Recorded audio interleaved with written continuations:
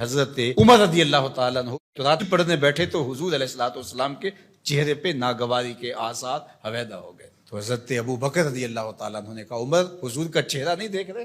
تو انہوں نے پھر تورات کو چھوڑا. حالانکہ تورات منزل من اللہ کتاب ہے، لیکن جب قرآن آ گیا تو اب ختم. یتیمے کے نا کردہ قرآن درست، کتب خانہ چند ملت بشست. جب حضور آ گئے تو ساری کتابیں منسوخ ہو گئیں، جو منزل من اللہ تھی وہ بھی منسوخ ہو گئیں. تو ہم یہ مشرقی روایات، یہ مغربی روایات، یہ خاندانی روایت یہ کدھر سے آ گئی؟ جب حضور آ گئے تو تورات، زبور، انجیل اور صحیفے جو اللہ نے اتارے تھے وہ بھی منسوخ ہو گئے. تو میری اور آپ کی رسمیں کدھر رہ گئی؟ اور رضیت باللہ ربًا وبالاسلام دینا وبمحمد نبیا. یہ صبح و شام تین مرتبہ کیوں پڑھنے کا کہا گیا؟ اسی لیے کہا گیا کہ یہ لفظی نہیں ہے، یہ ہمارے اندر راسخ ہو جائے. رضیت باللہ ربًا، ہم اللہ کے رب ہونے پہ راضی ہو گئے، بات ختم ہو گئی.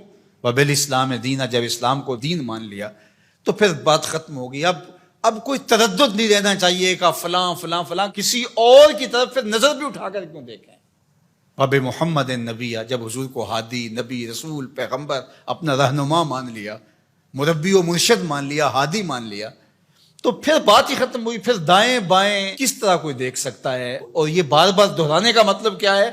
تاکہ یہ سبق بھولنے نہ پائیں کہ حضور ہمارے نبی ہیں، اب ہم کسی اور کی طرف نہیں دیکھ سکتے.